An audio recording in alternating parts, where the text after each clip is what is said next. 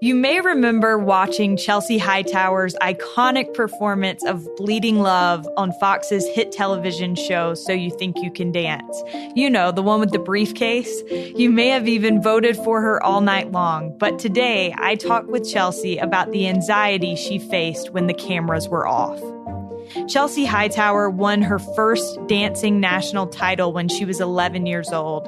She is best known for appearing on So You Think You Can Dance and competing on 7 seasons of Dancing with the Stars. She is an Emmy-nominated choreographer and the founder of Dance Elevated, a camp which seeks to change the way dancers view themselves and their journey in dance from the inside out. This is All In, an LDS Living podcast where we ask the question, what does it really mean to be all in the gospel of Jesus Christ? I'm Morgan Jones, and I am so grateful to have my friend Chelsie Hightower here with me today. Chelsie, welcome. Thank you so much. I'm happy to be here, and it's going to be fun. Chelsie's over here mimicking me doing the intro because she's been force-fed these episodes as a result of being my friend. Every one of these episodes, after every single one, I'm like, Morg, that was great. Another doozy. Loved it. And thinking secretly in my head, she's going to ask me to do this one day. Just one day, be patient. And here when I asked her, I was like thinking, this is Chelsie doing me like a solid by coming on this podcast. And she responds back and says, I've only waited my whole life for this. In actuality, I've been waiting 6 painful months. Chelsea, you can't crunch on your ice while we're doing this. I'm so sorry. Okay, so first of all, but can I say this is my favorite podcast, obviously because it's you, and I think you're amazing, and that's I just think you're the best. But I love this podcast so much because I think it's so important, and so I'm happy to be able to be here and to be able to share whatever insights I have that might resonate with people. I didn't even pay her to say that. I really mean it. Well, I feel like, first of all, we should probably establish, as people have probably already picked up on, but my boss, Aaron Hallstrom, was really concerned about whether or not we were going to disclose the level of our friendship. Chelsie and I are best friends. We have been for 5 years now. Mm-hmm. So should we go back to the beginning? Yeah, let's go back. Okay. You want to walk them back? So there we were. Visiting teaching, walked into this basement apartment. I don't even know whose apartment it was. I don't either. I feel bad that I don't remember whose apartment it was, but yes. Yeah. The third person was there. She was there. And there was Morgan Jones. And you had your curly long, it was more curly back then, I think. Yeah. I feel like this is going to sound like weird. Like I remember what you were wearing, but I feel like you were wearing something bright. That is a little bit weird. But RIP visiting teaching. But we have visiting teaching to thank for bringing us together. Yeah. And I remember Chelsie had a friend that had just moved to North Carolina. And so I said that I was from North Carolina. And instantly, did I? Yeah, it was Camille Gardner. Oh, that's right. Shout out Camille if you're listening. What's up? But yeah, I remember that. And then after this visiting teaching visit, we both arrived to sacrament meeting at the same time. And here I was thinking, this girl just got off national television. I wasn't really a Dancing with the Stars fan, but I knew enough to know that she had just been on national television. And I was like, she's not going to want to be friends with me. And Chelsie at the same time, we've relived this before, but Chelsie at the same time is thinking. Well, I was thinking, this girl's really cool. I don't know if she's going to want to be my friend. And anyways, that could go back to we could break down the psychology behind that of but I do think there's a lesson to be learned there, right. Which is that a lot of times people want to be your friend and all it takes is being willing to take the first step, which in this situation, totally. Chelsie said, can I sit with you in sacrament meeting? And I was like, of course you can. And from then on. Then you came to my house that night. This is back when they also had ward prayer. Yeah. R.I.P. word prayer. I think some people still have word prayer. We just don't go to it. Oh, shoot. Okay. Crap. Now I just added myself. Back when I had hosted a word prayer at my house, and then we just talked for 2 hours after that. And I remember thinking, it's so nice to find somebody who I feel like I can connect to on a real like gospel basis level. I remember thinking, wow, like here we are having a conversation about like scripture and a love for the Lord. And that was like so refreshing, I think, just because I think there's no better way to connect with people than to connect on a foundation of believing in Jesus Christ. Yeah.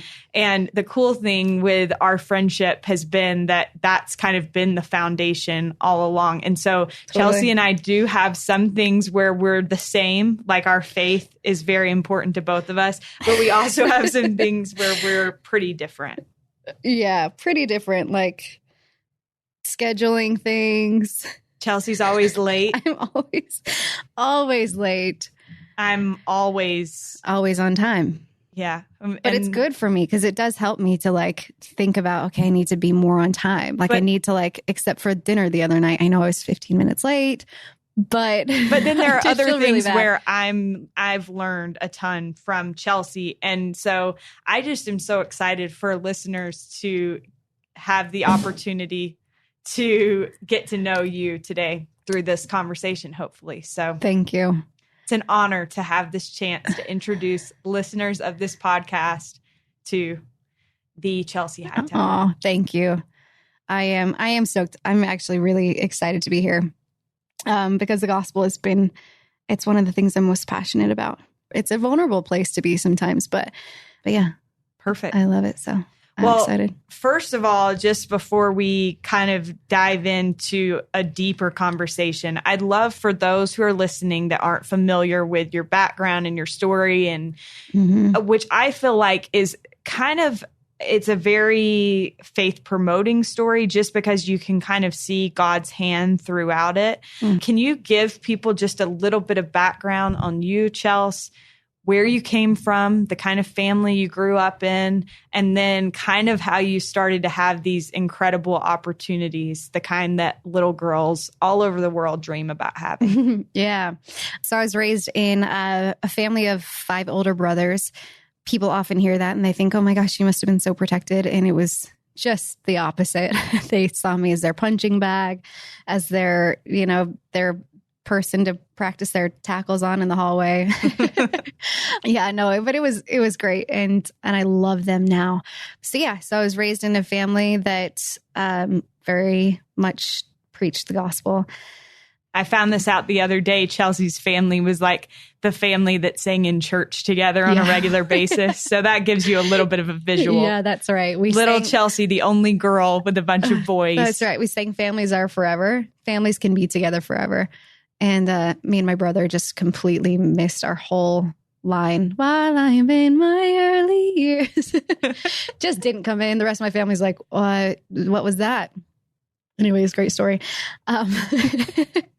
So anyways, home life was good for the most part. And I think the gospel always makes things a lot better, but we definitely didn't always have the easiest of paths. And I think I saw from an early age this idea of a perfect family and what I thought was a perfect family, and have a complete paradigm shift in the experiences that we went through and the things that I found out and the things that we found out from a young age.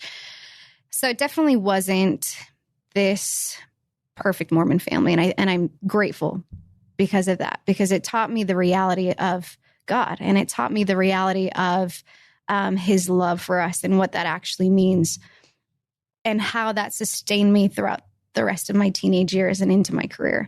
And that really gave me the foundation for who I wanted to be. And not just that, but my mom was a great example of the type of woman that I wanted to be. But those experiences really taught me about, God and the atonement and how you can be strengthened through all of that. Those experiences were not the typical LDS Mormon family experiences. And that was a little bit earth-shattering for me as a 12-year-old initially, and first finding certain things out. So then I started dance when I was about 9 years old at an elementary school in Utah, which is the only elementary school at the time to have a ballroom program. And the country. Yes, in the country. Did I say that? I don't think so. Yeah, in the country. Yeah. So it was pretty miraculous that we even ended up in these boundaries to be able to be in this specific school. And we ended up there because I really believe that my parents were prompted to go to this specific place, to this specific school. So I started dance at my elementary school, and I hated dancing previous to that. Like, despised it. Like, I remember crying before going to dance class and my mom forcing me to get in the van. I was just like, no, I can't do it. I hate it. But I was also really, really shy when I was young. And so I think that definitely played into it. And yeah, and I just had 5 older brothers. And so I just wanted to be a sports star in a sense, like my older brothers, not really a sports star, but I wanted to play sports, and I was a big tomboy.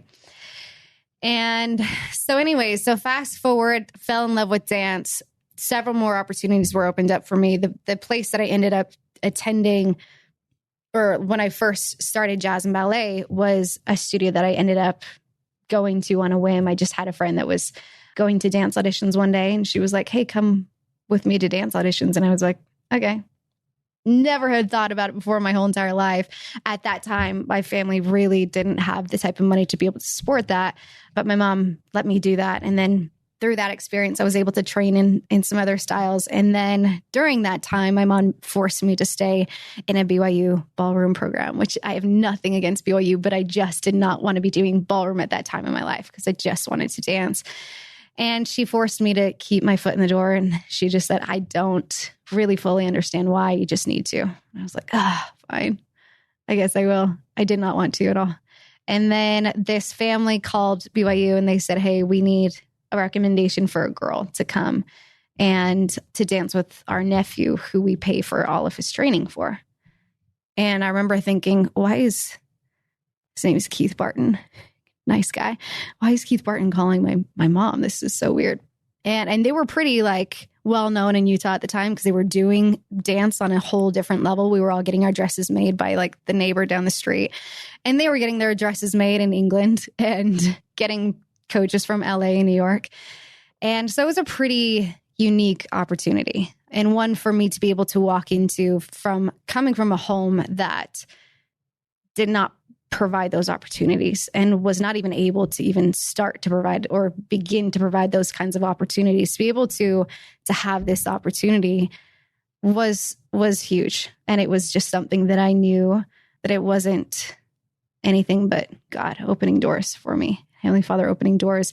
And I do think it's important to mention that I do think that He opens doors when we put our trust in Him. And even from a young age and as a young girl, without really fully understanding the atonement or anything, I did the little things. I did the small things, and I did say my prayers and read my scriptures and write in my journal. And I think that it is by those things that He's able to bless you. As you put your trust in Him, He puts His trust back in you. Yeah.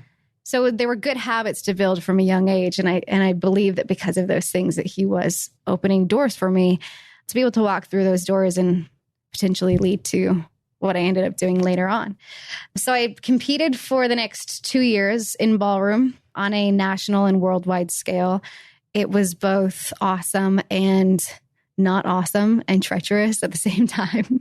That's when I first really started to understand or deal with anxiety and performance anxiety, not really being able to put a label on it, but really competing on a very, very high level. And knowing that I felt different than other kids, knowing that I was struggling with something that I didn't see anybody else struggling with, because you don't really see anyone struggling with anxiety and nobody's talking about it. And so as a 15-year-old, it was the first real hit to my self-worth, I think, in my self-esteem.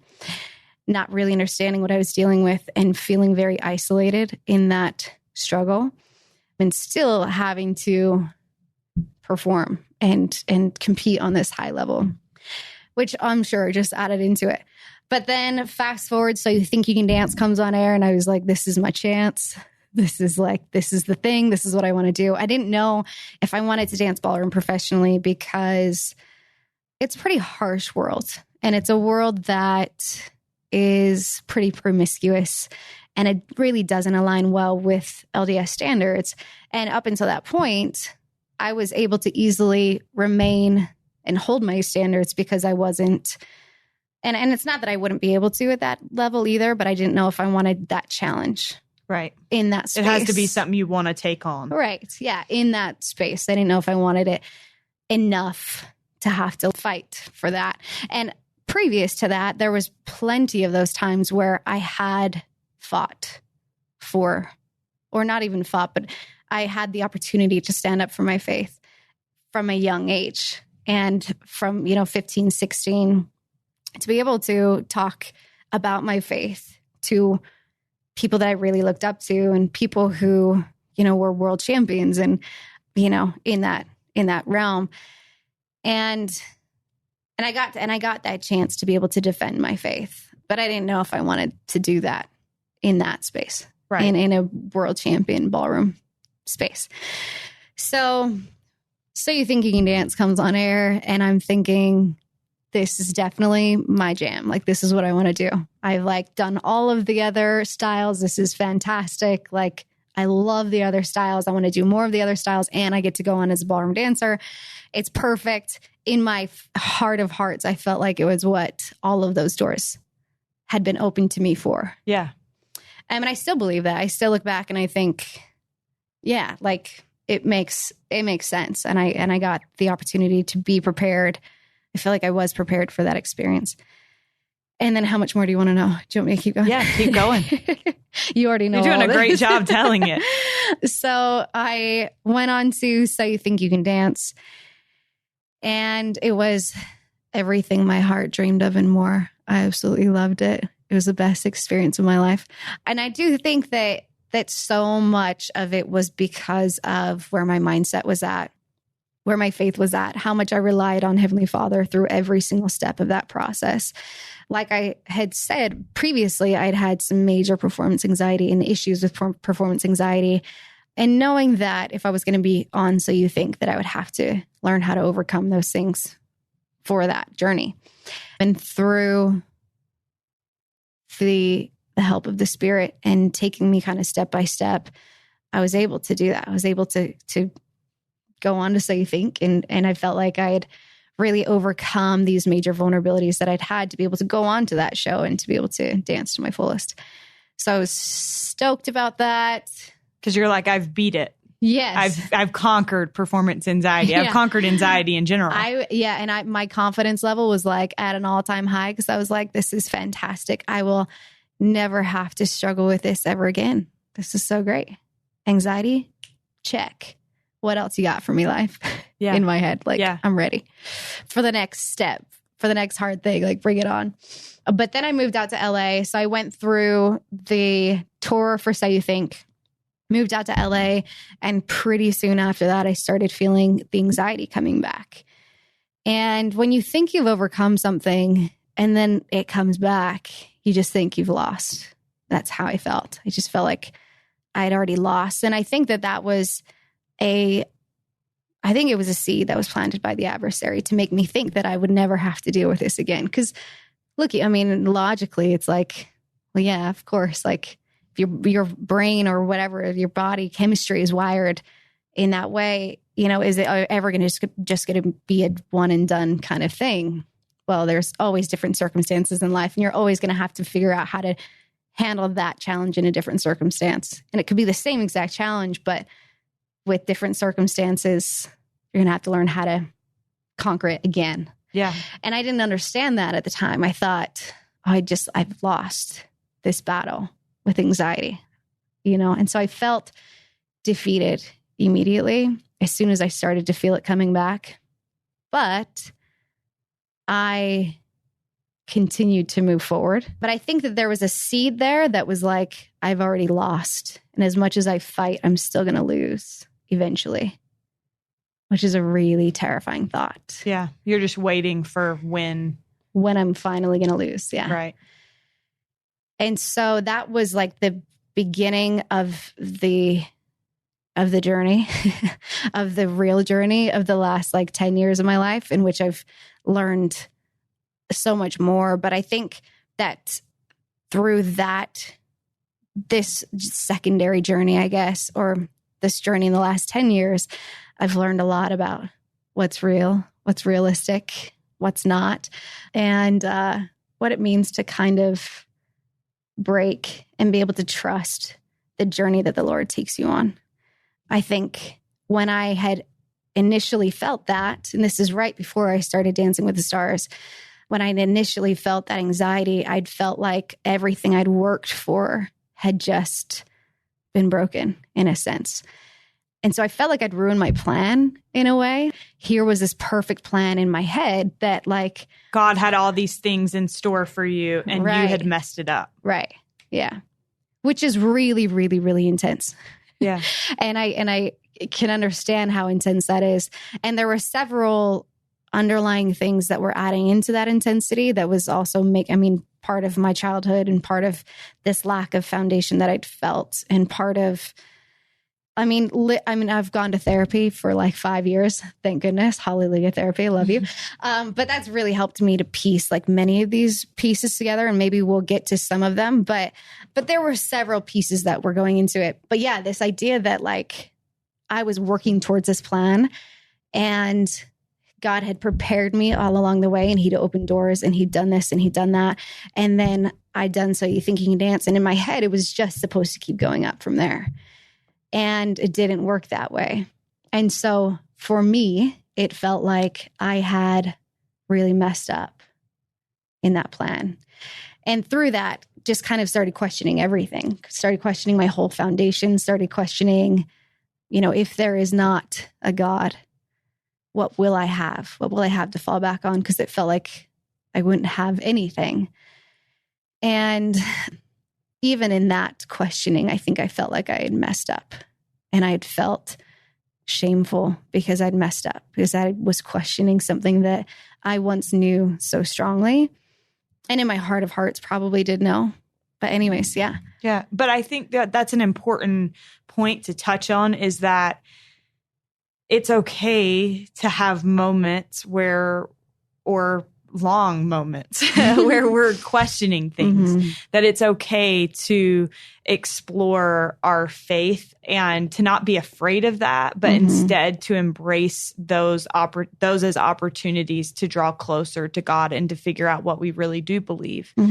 And so for you, when you started experiencing that anxiety, what shape did that kind of take? What did that look and feel like? This, like when I moved out to LA, yeah, it felt like chaos. And how old were you at this point? 19. Yeah, 19. And I'd known, and like I said, there were several factors leading into this. The fact that I knew that I was about to perform in front of 20 million people every single week, that probably underlying all of that, didn't know if I was truly good enough for. And it's funny because you look back and you like, if you watch my footage from my first season, you'd probably be like, you're crazy. But it doesn't really matter sometimes what the reality is. It's what your belief system is. And I think I had gone back to that 15-year-old girl that had struggled with anxiety so much, that had felt like I wasn't worth it, or not worth it, but I wasn't good enough for that space, or that, space of competition, that came back now looking into going into like another ballroom competition type thing. And so that part of me, I think, had come back along with the first time that I'd moved out by myself, being 19, wasn't with my family and my safety zone anymore. And the first time that I was really being challenged in like my beliefs. And yes, I had built this whole foundation based off of my belief in God, but now was the first time that I really had to stand alone, and not just stand alone in a city, but stand alone with pressure underneath it, because that was really what I relied on to succeed. Always. Like pressure. It was always God. And he was always my source of strength. And he was always my source of success, I guess. And so if I didn't have that faith with this pressure kind of building up, what would I have? And so I think there were several aspects to it. A little bit of like feeling kind of shameful that I'd doubted those beliefs, but then just feeling so scared. I was just scared. As a 19, I was just so scared. And I had already put self-inflicted pressure on me. But then I think this past of my childhood was kind of like creeping in as well. And some of those more traumatic moments in my childhood and scary moments from that were kind of threatening my life almost, is what it felt like. At one point, I think it really felt like a matter of life or death, because that was, I think a part of me was like this idea of like either me as a child, like, because there were several moments but there were several moments in my childhood where there were times when my family didn't know if we would have a house the next day. And so our lives were threatened. Our foundation was threatened of whether or not we were going to be homeless or be able to survive in a sense. And so coming out of like those experiences, it was, my success was a matter of life or death. It wasn't just like, we're having fun on national TV. It was like, this is a really serious matter for me. Yeah. It's very intense. Yeah. Survival. Well, and one part that I think is fascinating about your story, and every time that we talk about it, I'm reminded of how interesting this is. But you were on So You Think You Can Dance. Your whole goal was to like glorify God, right? To like give glory to him. And because of all of those experiences that I'd had, that when I didn't have a foundation at home, he was my foundation. And because I had those intimate experiences with him from a young age, I wanted to glorify him, and I wanted to do it. And of course, live out my dreams, because that's awesome. But being able to do that and being able to do it for God was about the best thing in the world. But keep going. Okay. So then this is where you start to realize how we know each other front and back. But so then you're on Dancing with the Stars, and you start to feel like you're losing a sense of yourself, and you're losing your footing. And so then there's like this sense of panic. And instead of like giving yourself credit for the fact that you were handling something at a very young age that was a lot coming at you, instead, it's kind of like you started to lose yourself even more. Is that right? Yeah. I think at one point, like, so that seed that I talked about that was planted initially when I first started feeling that anxiety coming back, that seed that was planted, that was that seed that in my head I thought I'd already lost. And that was only a matter of time until I would completely lose the battle. And I think sometimes you have to go through that, and you have to go through the whole spectrum of it to be able to get on the other side. Because if somebody had told me in the middle of that, like, that's not true, I wouldn't have been able to let that belief go, because I had built up so much on the other end. So like the positive side of things, I'd built up so much of this whole psyche. And I will say I read the book, The Secret. And I think it can have some really great things in a book like that, but it's not the full truth. And the part that's the issue is that it takes away God's will, and it takes away his plan for us. And so if you think that you have control over everything, I think that's how I kind of had built my psyche, is that I had control over everything. And that if I just said this prayer, that God would give it to me immediately. And because I believed that would happen, and because I was faithful, and because I knew that he was there, all those things. But then when it started working against me, it was that I was responsible for all of the negative things happening to me. And it didn't matter what they were. It didn't matter if it was somebody else coming at me. I was responsible for all of those things. And so it hit me and it hurt me, and it like would just pound into me 10 times harder. And so I think that's just one way that something like that can work against you. For me, it really didn't help in that situation where it was like this intense pressure. I needed the atonement, but I was also almost scared to even access the atonement, because I had this idea that I had to control everything, that I didn't want to lose. I didn't want to try and then fail, if that makes any sense at all. So I just kind of put my faith like in a glass cupboard just away. Yeah. Because I didn't want to tarnish. I didn't want to try and then fail and then be in a worse place. And I think anyone who's dealt with anxiety might understand how that feels. Sometimes you shy away from the things that can help you because you're afraid that they'll actually just make you worse if they don't help. Mm-hmm. And I think that's just another way that the adversary can work. I think he works in such devious and deceptive ways. Well, he's so good at what he does. Such a jerk. He is such a jerk. He knows exactly how to attack our strengths and turn them into weaknesses. Just like our weaknesses can become our strengths can become our weaknesses. Yeah. And I think with you, I'm always struck by the fact that here was this little girl trying so hard to do what she thought was right. Mm-hmm. And that Satan used that to make you feel like you had already let yourself down. Mm-hmm. You'd already messed up. You were past the point of return. Mm-hmm. And I think that's the way that he works on a lot of us. He tries to make us feel like we are past the point of return. And the reality is there are very few points of no return. And so I love that in your story, Chelsea, you woke up to that and recognized that Satan really was just a jerk. But I want to touch on one other thing that you said before we go on, which is this idea of the secret, or really any self-help type thing, becoming out of balance in our lives. I think self-help stuff can be so positive. It can be such a tool used for good, but the downfall comes when the adversary uses it to his advantage.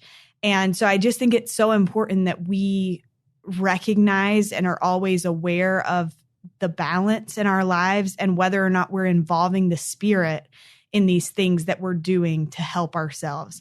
I think when we take the Spirit out of it, that's when it has the potential to become detrimental. Yeah. And I think that with anything that isn't the fullness, if you base your, I always think of that stupid primary hymn. It's not stupid. It's great. But the primary hymn that what's his name? Somebody built his house upon the sand. The wise man? The wise man. Or the foolish man built his house upon the sand. The wise man built his house upon the rock. Yeah. It's been a minute since I've been in primary. But yeah, so the foolish man built his house upon the sand. And that's kind of how I look at my, that journey, is that, yes, I'd had this foundation in God. And if anybody would ask me to put my life on it, I think I would be one of those, and I don't expect every person to be like this, but I would be one of those people that would be like, yeah, I would die for this because this is everything to me. This is what I believe. When it comes to God asking me to do things and I know it's God, it's like, okay, yeah, for sure. No brainer. Yeah. I'm in. Sign me up. That's not a problem. And I think that that's one of my strengths. But for me, when it came to understanding how to deal with my anxiety, that was the secret, was kind of where I turned to learn how to deal with that. And because of that, I think a lot of untruths were planted within my psyche. And I thought I couldn't let go of this because look at what I'd overcome with So You Think. And I look back and I'm like, well, it was the grace of God. It was the atonement. But I think the adversary can take that and go, no, that was the secret. Like, you can't let go of this. And so it started becoming this obsessive, can't doubt, can't fear. Then I'm fearing my fears and I'm fearing my doubts. And it's like this. And then I'm like, but I'm dancing on national television in front of 24 million people every week. And I can't be dealing with this. I can't be feeling this way. And so that only exacerbates. I can't even say it now either. Exacerbates the issue. Yeah. We can't speak. We cannot speak. So I think that when that seed was first planted, and then I had experienced what a panic attack feels like.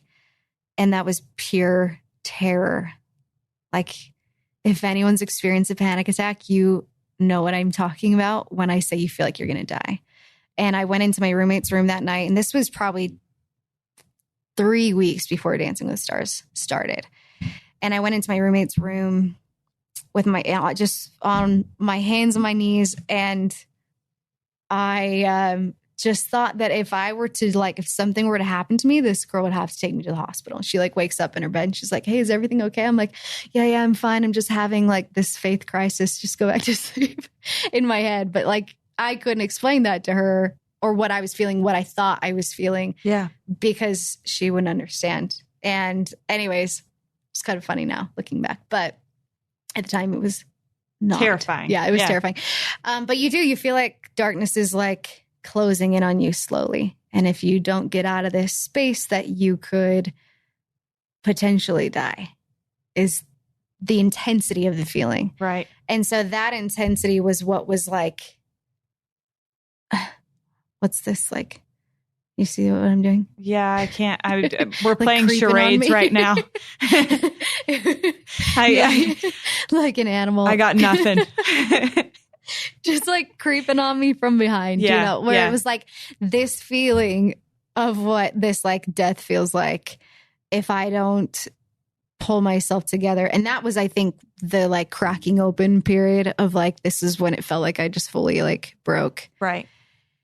And anyways, these viewers are like getting a lot more than they probably bargained for right now. They're like, this chick's got issues.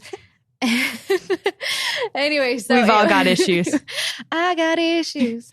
Julia Michaels said it best. But yeah, so that was like this feeling that was kind of, that was the feeling that I think I was fearing that I would, when I eventually lost, that place was the place that I would go back to. Right. Which is very intense. It would overtake you. Yeah.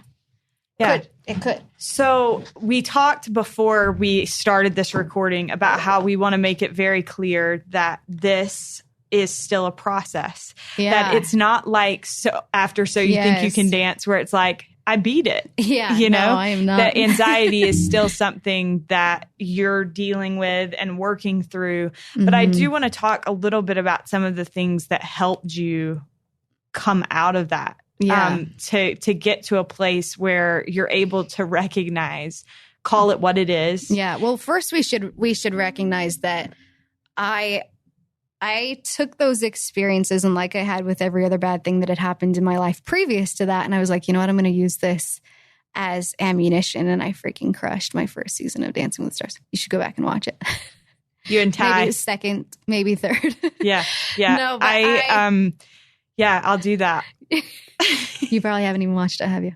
No, I have watched some. I've watched some dances. I'm not mad. Pause really quickly. We have to acknowledge this. I was recently on a road trip with my mom and my grandma. And my grandma knows Chelsie as the girl that has come to our home for Christmas and Thanksgiving. Aww. She had never seen Chelsie dance. Sweet and Judy. So my mom was like, well, Morgan, pull up one of Chelsea's dances and let grandma see.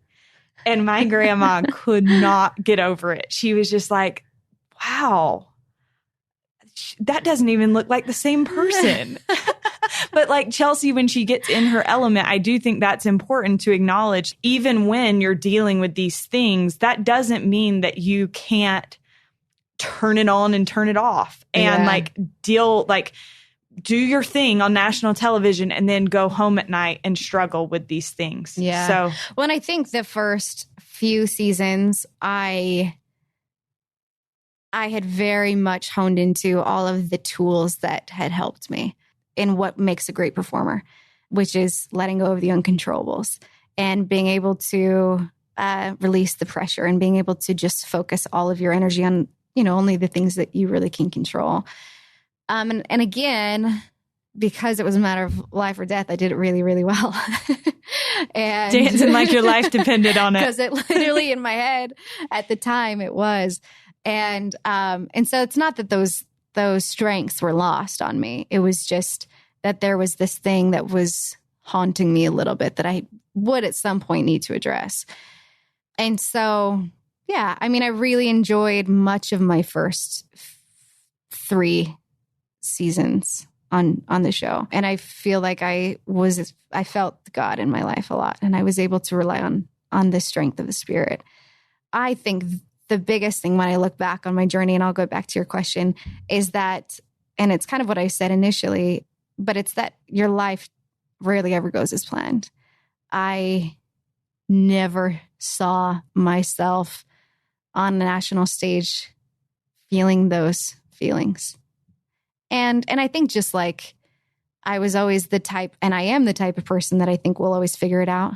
And so to feel like I was in a place where I couldn't figure it out was the first time in my life where I felt like I like could not control what was happening in my life. And so that was the first, I think that's been my own, like, I don't know, my own cross to bear. Yeah.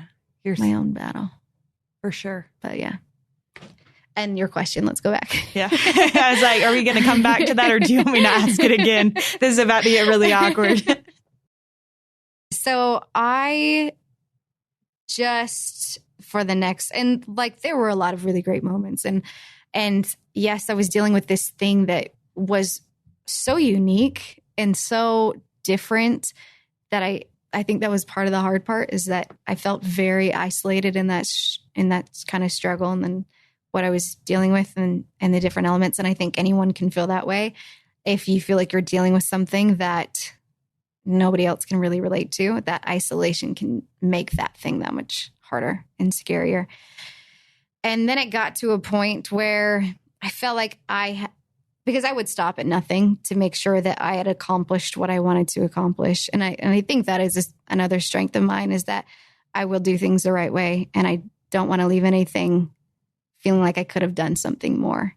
And so whatever I had to do to fight through those feelings and to put those feelings aside or use those feelings as motivation, I would do that until I reached that place that I felt like I was trying to get to. And so it was my third season of the show.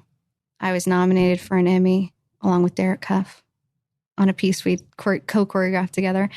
And I remember just feeling elated, and I'd felt like I'd gotten to that point where I'd accomplished and proved the things that I was trying to prove to myself and maybe to those around me.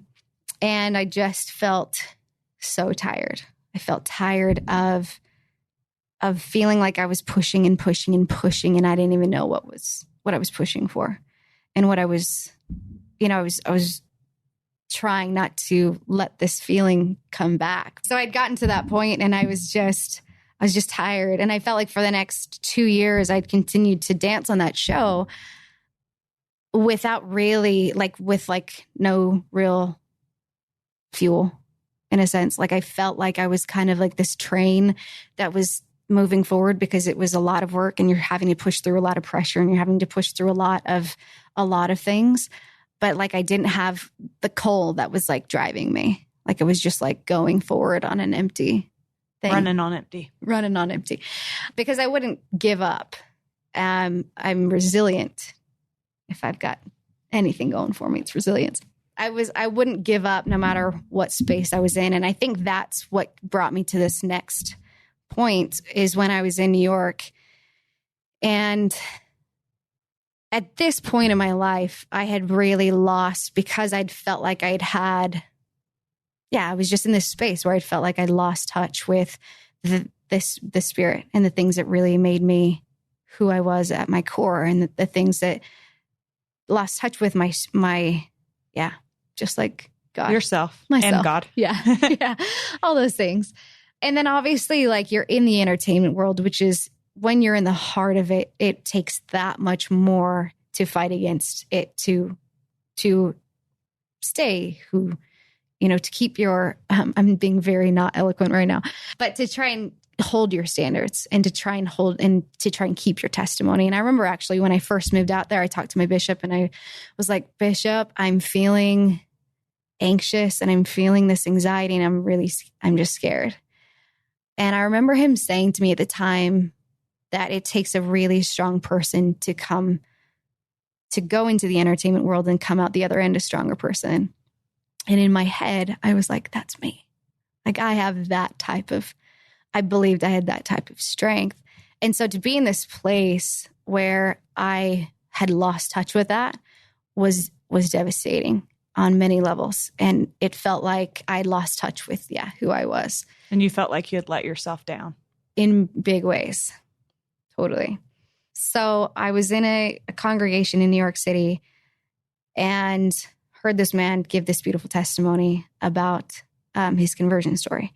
And I remember feeling the Spirit for the first time in so long. And that was so sad to me, that I hadn't felt that way in so long. and I think that happens sometimes when we get off the path, that we don't even know quite how we get there until we're at the bottom of it, looking up and thinking, how in the heck did I get here? You know, it just happens steadily and over time. And it wasn't that I was doing bad things. Like, it wasn't that I was like out, you know, I think I was still doing all the actions and I was still trying to live my life in accordance to the gospel standards, but I wasn't thriving by any means. And I didn't even feel the Spirit rarely at all in my life, because it was so consumed by so many other worries and priorities and other things that had taken my attention. And all of this just like muck that I already have talked about and explained. But I was devastated in that moment. And I remember crying, kind of an empty cry.